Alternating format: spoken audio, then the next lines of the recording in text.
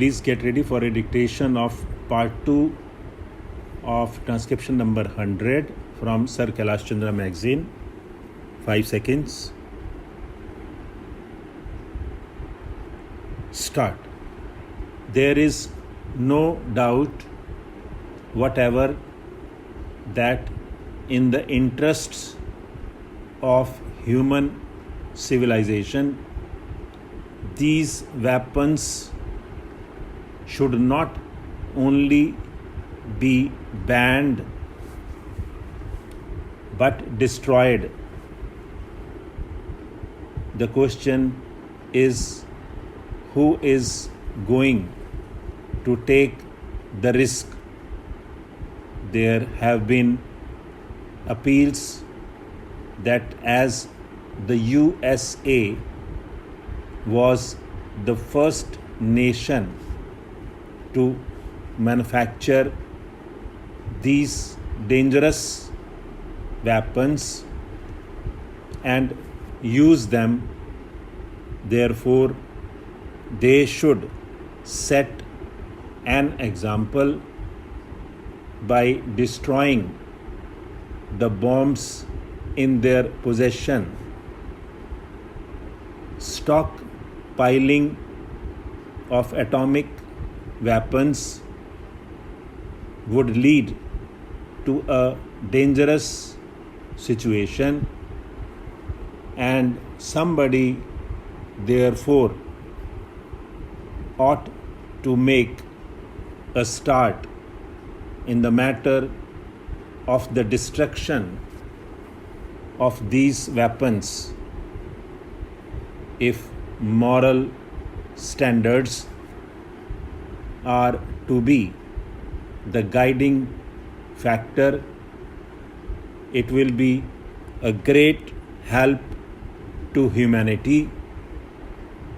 If this step can be taken, if only there is courage to do so, the USSR will have to follow suit.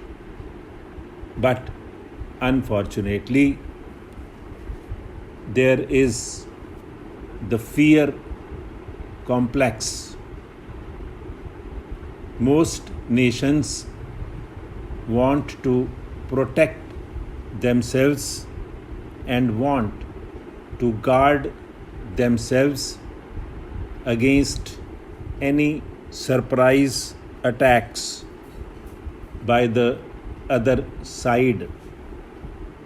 So the armaments race goes on.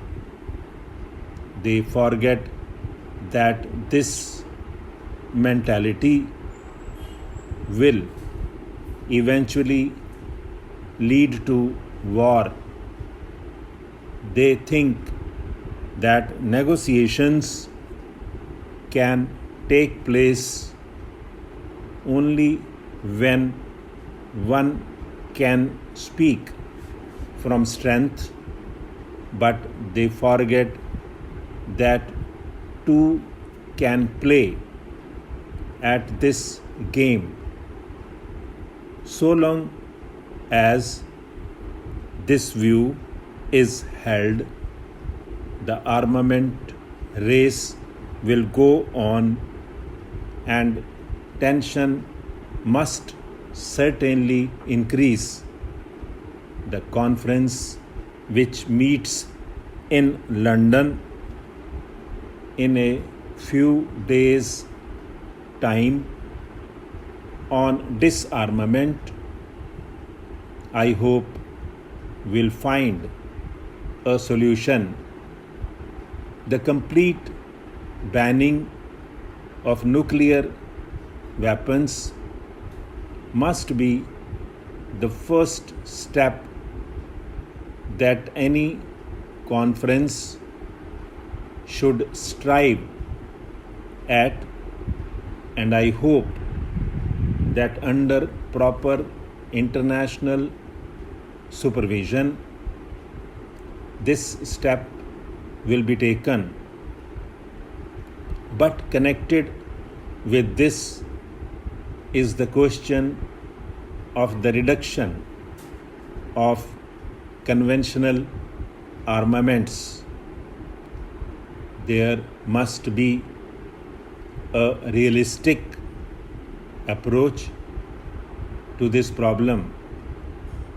The USSR today possesses so much strength that it should be the first to agree to reduce its land army in the interests of the good relations that should exist between nations.